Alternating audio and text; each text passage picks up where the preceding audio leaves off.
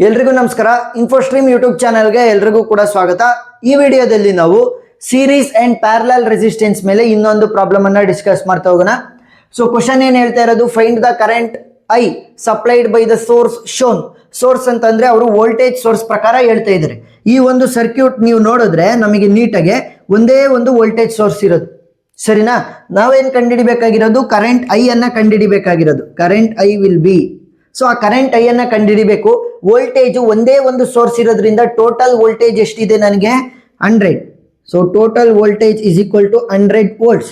So ಈಗ ನನ್ನ ಕೆಲಸ ಏನು ಅಂತಂದ್ರೆ, ಓಮ್ಸ್ ಲಾನ ಯೂಸ್ ಮಾಡಿಕೊಂಡು, Ohm's law using Ohm's law ನಮಗೇನು ಗೊತ್ತು, V is equal to I R ಅಂತ ಗೊತ್ತು.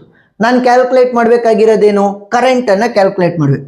ಸೊ ಕರೆಂಟ್ ಅನ್ನ ಉಳಿಸ್ಕೊಂತೀನಿ, ಈ ರೆಸಿಸ್ಟೆನ್ಸ್ ಅನ್ನ ಈ ಕಡೆ ಕಳಿಸ್ತೀನಿ. ಇಲ್ಲಿ ಮಲ್ಟಿಪ್ಲಿಕೇಶನ್ ಇರೋದ್ರಿಂದ ರೆಸಿಸ್ಟೆನ್ಸ್ ಇಲ್ಲಿಗೆ ಬರುತ್ತೆ. ಸೊ ಇವಾಗ ಏನಾದಂಗಾಯ್ತು, current I will be equal to V divided by R. ಆದ್ರೆ ನನಗೆ ಬೇಕಾಗಿರೋದೇನು, total current of this circuit ಬೇಕು. So total current will be equal to total voltage volt divided by total resistance. ಗೊತ್ತಾಯ್ತಾ? Total current will be total voltage divided by total resistance. Total voltage value already ಗೊತ್ತಿದೆ, that is 100 volts. ಯಾಕಂತಂದ್ರೆ ಒಂದೇ ಒಂದು voltage source ಇರೋದು. Current ವ್ಯಾಲ್ಯೂನ ಕಂಡುಹಿಡಿಬೇಕು ಅಂತಂದ್ರೆ ಈಗ ನಮಗೆ ಬೇಕಾಗಿರೋದೇನು, ಟೋಟಲ್ ರೆಸಿಸ್ಟೆನ್ಸ್ ವ್ಯಾಲ್ಯೂನ ನಾವು ಇವಾಗ ಕ್ಯಾಲ್ಕುಲೇಟ್ ಮಾಡಬೇಕು. ಟೋಟಲ್ ರೆಸಿಸ್ಟೆನ್ಸ್ ಅಂತಂದ್ರೆ ಈಕ್ವಿಲೆಂಟ್ ರೆಸಿಸ್ಟೆನ್ಸ್.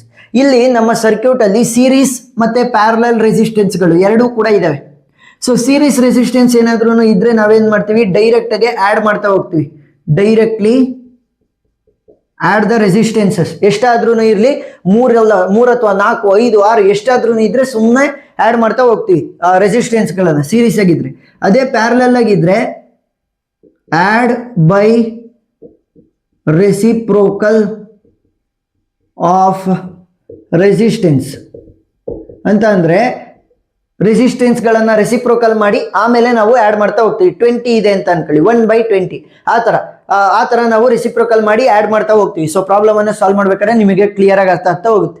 ಸೊ ನೀವು ಯಾವ ರೀತಿ ಈ ಒಂದು ಪ್ರಾಬ್ಲಮ್ ಅನ್ನ ಸಾಲ್ವ್ ಮಾಡಬೇಕು ಅಂತಂದ್ರೆ, ಪ್ರತಿಯೊಂದು ಸ್ಟೆಪ್ ಅನ್ನು ಕೂಡ ನೀವು ಡಿಪಿಕ್ಟ್ ಮಾಡ್ತಾ ಹೋಗ್ಬೇಕಂದ್ರೆ ಪ್ರತಿಯೊಂದು ಸ್ಟೆಪ್ ಅನ್ನು ತೋರಿಸ್ಬೇಕು. ಸೊ ಇಲ್ಲಿ ಪ್ಯಾರಲಲ್ ರೆಸಿಸ್ಟೆನ್ಸ್ ಇದೆ, ಸೊ ಅವೆರಡನ್ನು ಕಂಬೈನ್ ಮಾಡಿದ್ರೆ ಎಷ್ಟಾಗುತ್ತೆ, ಇಲ್ಲಿ ಪ್ಯಾರಲಲ್ ಇದೆ ಕಂಬೈನ್ ಮಾಡ್ತೀನಿ, ಇಲ್ಲಿ ಸೀರೀಸ್ ಇದೆ ಕಂಬೈನ್ ಮಾಡ್ತೀನಿ. ಟೋಟಲ್ ರೆಸಿಸ್ಟೆನ್ಸ್ ನಾನು ಡಯಾಗ್ರಾಮ್ ಬರಿದಂಗೆ ತೋರಿಸ್ತೀನಿ ಅಂದ್ರೆ ಸರ್ಕ್ಯೂಟ್ ಬರಿದಂಗೆ ಮಾರ್ಕ್ಸ್ ಅನ್ನ ಕೊಡಲ್ಲ. ಪ್ರತಿಯೊಂದು ಸ್ಟೆಪ್ ಅನ್ನು ಕೂಡ ನಾವು ತೋರಿಸ್ಬೇಕು. ಸೊ ಈಗ ನಾವು ಮೊದಲನೇ ಸ್ಟೆಪ್ಪಿಗೆ ಹೋಗೋಣ. ಈ ಮೊದಲನೇ ಸ್ಟೆಪ್ ಅಲ್ಲಿ ಇಲ್ಲಿ ನಾನು ಈ ತರ ಇಲ್ಲಿ ಡಾಟೆಡ್ ಲೈನ್ ಅನ್ನ ಹಾಕ್ತೀನಿ, ನೀವು ಡಾಟೆಡ್ ಲೈನ್ ಹಾಕೋಬಾರ್ದು, ಸರಿನಾ? ಎಕ್ಸಾಮ್ ಅಲ್ಲಿ ಹಾಕ್ಬಾರ್ದು, ನಾನು ತೋರ್ಸೋದಕ್ಕೋಸ್ಕರ ಆಗ್ತಾ ಇದ್ದೀನಿ ಅಷ್ಟೇ. 10 ಓಮ್ ರೆಸಿಸ್ಟೆನ್ಸ್ ಮತ್ತೆ 5 ಓಮ್ ರೆಸಿಸ್ಟೆನ್ಸ್ ಇವೆರಡು ಏನಾಗಿದ್ದಾವೆ, ಪ್ಯಾರಲಲ್ ಆಗಿದ್ದಾವೆ. ಸೊ ಪ್ಯಾರಲಲ್ ಆಗಿದ್ದಾವೆ ಅಂತ ಅಂದ್ರೆ ನಮ್ಮ ಫಾರ್ಮುಲಾ ಏನ್ ಬರುತ್ತೆ, 1/RP will be equal to 1/R1 plus 1/R2. ಯಾಕೆ, 2 ರೆಸಿಸ್ಟರ್ಗಳಿರೋದು. ಸೊ 1/R1 ಪ್ಲಸ್ 1/R2 ನ ಮಾಡಬೇಕು. ಆಮೇಲೆ ಆ ವ್ಯಾಲ್ಯೂ ಏನ್ ಬರುತ್ತೆ ಅದನ್ನ ರೆಸಿಪ್ರೋಕಲ್ ಮಾಡಬೇಕು. ಸೊ ಅದು ಆ ಮೆಥಡ್ ಅಲ್ಲೂ ನಾನು ಹೇಳ್ಕೊಡ್ತೀನಿ.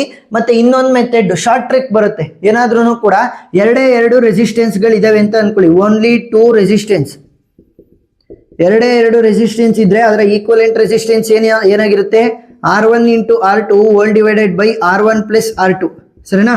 ಇದನ್ನ ಯೂಸ್ ಮಾಡಿದ್ರು ನಿಮಗೆ ಫುಲ್ ಆನ್ ಫುಲ್ ಮಾರ್ಕ್ಸ್ ಅನ್ನ ಕೊಡ್ತಾರೆ. ಏನು, R1 plus R2 whole divided by R1 plus R2. ಯಾವ್ದಿದು, ಪ್ಯಾರಲಲ್ ರೆಸಿಸ್ಟೆನ್ಸ್ಗೆ ಏನಾದ್ರೂ 2 ಇದ್ರೆ ಮಾತ್ರ, ಜಾಸ್ತಿ ಇದ್ರೆ ಅಲ್ಲ, 2 ರೆಸಿಸ್ಟೆನ್ಸ್ಗಳು ಪ್ಯಾರಲಲ್ ಆಗಿದ್ರೆ. ಸೊ 2 ಮೆಥಡ್ ಅಲ್ಲಿ ನಾವು ಸಾಲ್ವ್ ಮಾಡ್ತಾ ಹೋಗೋಣ. ಸೊ 10 ಅನ್ನ ನಾನು R1 ಅಂತ ತಗೊಂತೀನಿ, 5 ಅನ್ನ R2 ಅಂತ ತಗೊಂತೀನಿ. ಸೊ ಇಲ್ಲಿಗೆ ಸಬ್ಸ್ಟಿಟ್ಯೂಟ್ ಮಾಡಿದ್ರೆ 10 into 5 hole divided by 10 plus 5 ಆತ್. ಸೊ RP ವ್ಯಾಲ್ಯೂ ಏನಾಗುತ್ತೆ, 10 5 50 ಹೋಲ್ ಡಿವೈಡೆಡ್ ಬೈ 10 ಪ್ಲಸ್ 5 ಅಂತಂದ್ರೆ ಎಷ್ಟಾಯ್ತು, 15 ಆಯ್ತು. ಕ್ಯಾಲ್ಕುಲೇಟರ್ ಅನ್ನು ಯೂಸ್ ಮಾಡ್ತಾ ಹೋಗಿ. 50 hole divided by 15 value will B 3.3333 ಅಂತ ಬರ್ತಾ ಹೋಗುತ್ತೆ. ಸೊ 3.34 ಓಮ್ ಅಂತ ತಗೊಂತ ಹೋಗೋಣ. 3.333333 ಅಂತ ಬರ್ತಾ ಹೋಗುತ್ತೆ. So 3.34 ohm. ಈಗ ಇದರಲ್ಲಿ ಹೇಳ್ಕೊಡ್ತೀನಿ ನೋಡಿ, 1/RP will be equal to 1/R1 value ಏನಿದೆ ನಮಗೆ 10 ಓಮ್ ಪ್ಲಸ್ 1/R2 ವ್ಯಾಲ್ಯೂ ಏನಿದೆ ನಮಗೆ 5 ಓಮ್. ಸೊ ಈಗ 1/10 ಪ್ಲಸ್ 1/5 ಎರಡನ್ನೂ ಕೂಡ ಆಡ್ ಮಾಡ್ತಾ ಹೋಗಿ. 1 ಡಿವೈಡೆಡ್ ಬೈ 10 ವ್ಯಾಲ್ಯೂ ಎಷ್ಟು ಬರುತ್ತೆ, 0.1 ಬರುತ್ತೆ. So 1/RP will be equal to 0.1 plus 1/5. So 1 divided by 5 ಅಂತಂದ್ರೆ 0.2 ಬರುತ್ತೆ. ಸೊ 0.2 ಪ್ಲಸ್ 0.1 ವಿಲ್ ಬಿ 0.3 ಆಯ್ತು. ಸೊ ಈಗ ನನಗೆ RP ವ್ಯಾಲ್ಯೂ ಬೇಕು. ಸೊ RP ವ್ಯಾಲ್ಯೂ ಬೇಕು ಅಂತಂದ್ರೆ ಏನ್ ಮಾಡ್ಬೇಕಾಗುತ್ತೆ, 1 ಡಿವೈಡೆಡ್ ಬೈ 0.1 ಪ್ಲಸ್ 0.2 ಅಂದರೆ 0.3 which will be equal to R P. ಅಂದರೆ ಆರ್ ಪಿ ಇಲ್ಲಿಗೆ ಹೋಯ್ತು, ಇಲ್ಲಿರುವಂಥ 0.3 ಇಲ್ಲಿಗೆ ಬಂತು. So 1 divided by 0.3 1 divided by 0.3 ಎಷ್ಟು ವ್ಯಾಲ್ಯೂ ಬಂತು? 3.33333 ಅಂತ ಬರುತ್ತೆ, which is almost equal to 3.34. ಗೊತ್ತಾಯ್ತಾ? ಸೊ ಇಲ್ಲಿ ನಾನು ಏನು ತೋರಿಸಿದ್ನಲ್ಲ ಎರಡು ಮೆಥಡ್ ಅನ್ನು ಮಾಡೋದು, ಅದನ್ನ ಇಲ್ಲಿ ಬರೆದು ಬಿಡ್ರಿ, ಸರಿನಾ? ನಾನು ಇಲ್ಲಿ ಬರೆದ್ರೆ ಮತ್ತೆ ಕೆಳಗಡೆ ಜಾಗ ಆಗಲ್ಲ ಅಂತ ನಾನು ಇಲ್ಲಿ ಬರ್ದಿದ್ದೀನಿ.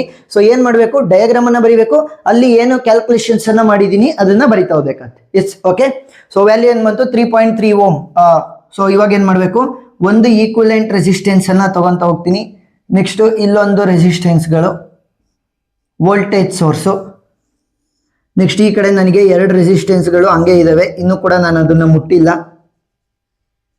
ಗೊತ್ತಾಯ್ತಾ ಯಾವ ರೀತಿ ಅಂತ? ಇವರಿಬ್ರು ಕೂಡ ಸೇರಿ ಒಂದು ಈಕ್ವಲೆಂಟ್ ರೆಸಿಸ್ಟೆನ್ಸ್ ಆಗಿದೆ. ಅದರ ವ್ಯಾಲ್ಯೂ ಎಷ್ಟಿದೆ? 3.34 ಓಮ್. ನೆಕ್ಸ್ಟ್ ಇಲ್ಲಿ ಇದ್ದಂತ 15 ಓಮ್ ಹಂಗೆ ಉಳ್ಕೊಳುತ್ತೆ. ನೆಕ್ಸ್ಟ್ ಇಲ್ಲಿ 100 ವೋಲ್ಟ್ಸ್ ಬ್ಯಾಟ್ರಿ ಪ್ಲಸ್ ಮೈನಸ್ ಹಂಗೆ ಉಳ್ಕೊಳುತ್ತೆ. ಇದು 4 ಓಮು, ಇದು 6 ಓಮ್. ಈಗ ಇದು ಸೀರೀಸ್ ಅಲ್ಲಿ ಇದಾವಲ್ಲ, ಇವನ್ನಾದ್ರೂ ಫಸ್ಟ್ ಆಡ್ ಮಾಡ್ಕೊಳ್ಳಿ, ಅಥವಾ ಇಲ್ಲಿ ಪ್ಯಾರಲಲ್ ಆಗಿ ಇದಾವಲ್ಲ ಇವುಗಳನ್ನಾದ್ರೂ ಸಾಲ್ವ್ ಮಾಡ್ಕೊಳ್ಳಿ. ಸೊ ಪ್ಯಾರಲಲ್ ಆಗಿರೋದನ್ನ ಫಸ್ಟ್ ಸಾಲ್ವ್ ಮಾಡ್ಕೊಂತ ಹೋಗ್ಬಿಡೋಣ, ಸರಿನಾ? ಪ್ಯಾರಲಲ್ ಆಗಿರೋದನ್ನ ಸಾಲ್ವ್ ಮಾಡ್ತೀನಿ. ಸೊ ಇಲ್ಲೇ ಸಾಲ್ವ್ ಮಾಡ್ತೀನಿ ನೋಡಿ. ವ್ಯಾಲ್ಯೂ ಏನಾಗುತ್ತೆ? ನೆಕ್ಸ್ಟ್ ಸ್ಟೆಪ್ಪಿಗೆ ಹೋಗೋದು ಇದು, ಸರಿನಾ? ನೆಕ್ಸ್ಟ್ ಸ್ಟೆಪ್ ಡಯಾಗ್ರಾಮ್ ಅನ್ನ ಇಲ್ಲಿ ಬರಿತಾ ಹೋಗ್ತೀನಿ, ಕ್ಯಾಲ್ಕುಲೇಷನ್ ಇಲ್ಲಿ ಬರಿತಾ ಹೋಗ್ತೀನಿ.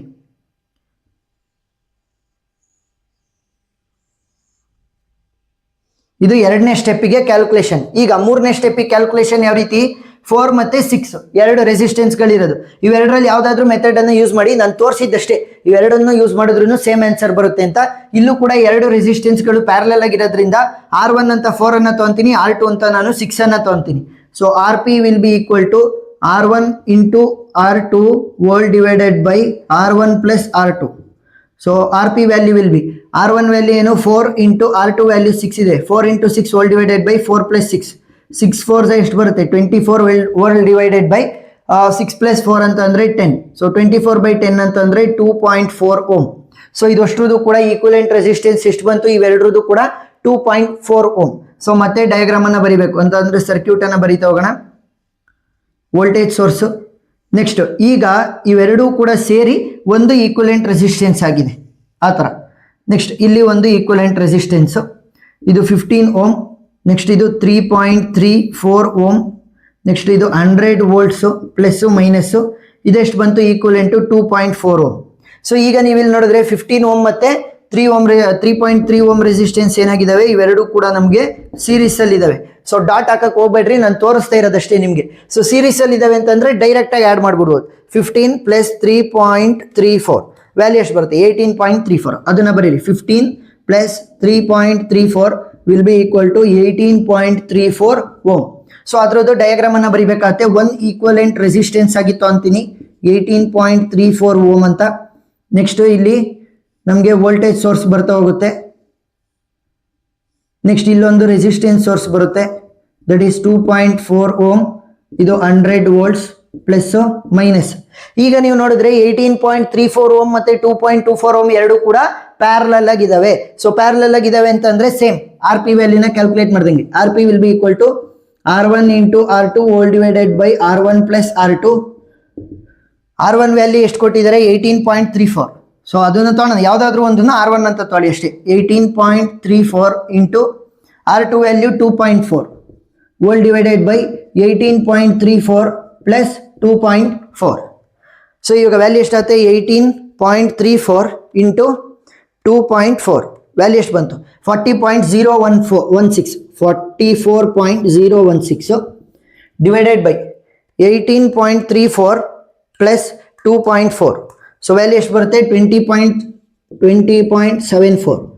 ಸೊ ಅಷ್ಟನ್ನು ಕೂಡ ಕ್ಯಾಲ್ಕುಲೇಟ್ ಮಾಡಿ. 44.016 hole divided by 20.74. So value ಎಷ್ಟು ಬರುತ್ತೆ? 2.12 ಓಮ್. ಸೊ ಈಗ ನನಗೆ ಟೋಟಲ್ ರೆಸಿಸ್ಟೆನ್ಸ್ ಸಿಕ್ತು. ಇದಷ್ಟು ಕೂಡ ಸೇರಿಸಿ ಇಲ್ಲೊಂದು ಡಯಾಗ್ರಾಮ್ ಅನ್ನ ಬರಿತೀನಿ ನೋಡಿ.